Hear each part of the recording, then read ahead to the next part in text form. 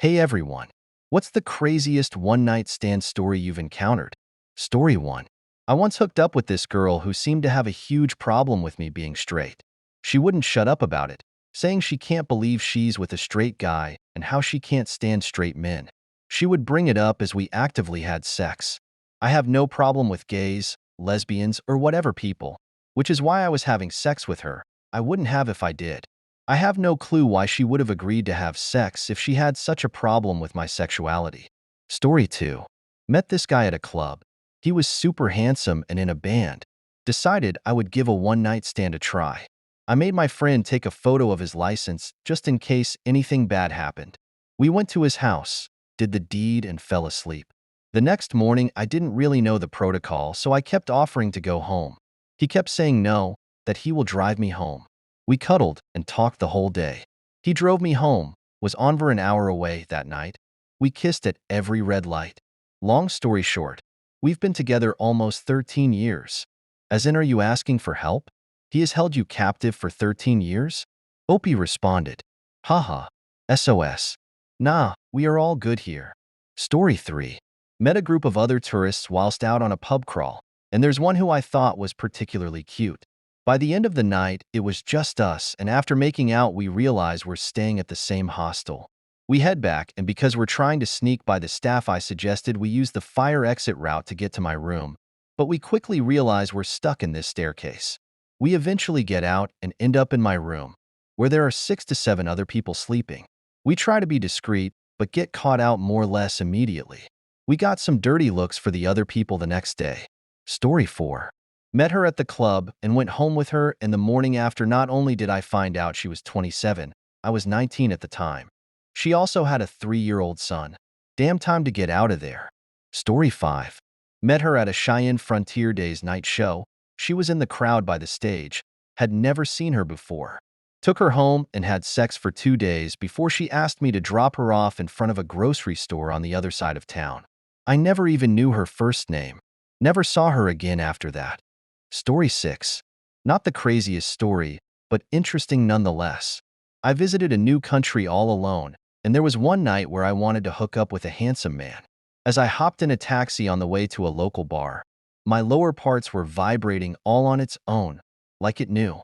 I visited one bar, and it was beautiful, but I just knew the vibe wasn't right. I had a drink and left. Next bar had couples and was dimly lit, seemed like the last stop before the night ends.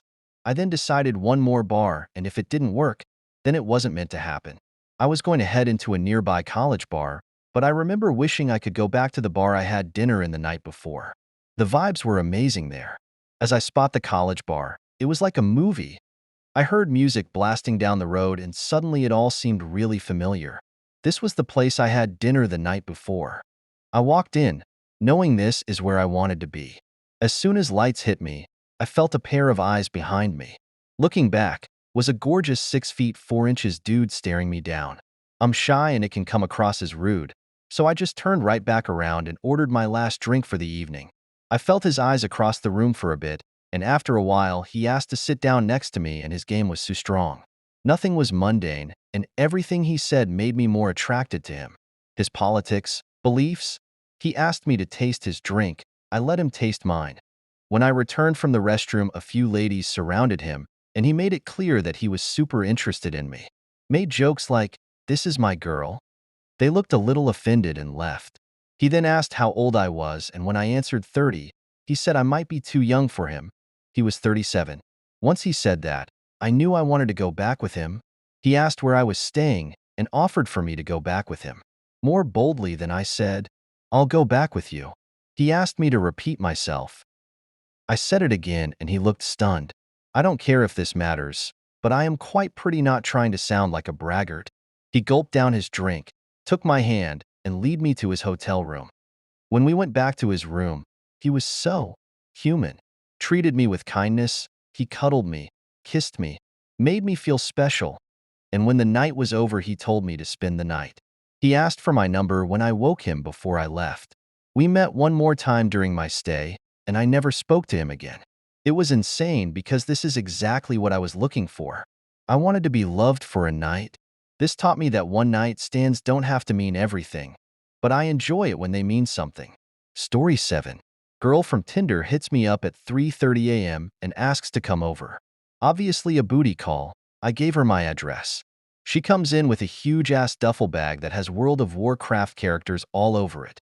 I thought it was pretty dope, until she pulled actual dope out of it and proceeded to shoot up on my couch. She spent the next 45 minutes picking at her face in my mirror and throwing up in my bathroom. I told her she had to leave. Got hit up in a similar way by a girl on Tinder, saying she was lonely and not sure if she was good company. In fairness, she did say she'd been drinking a bit. Well, a bit is fine, and if she was feeling down and lonely, I was up for midnight tea or cuddles.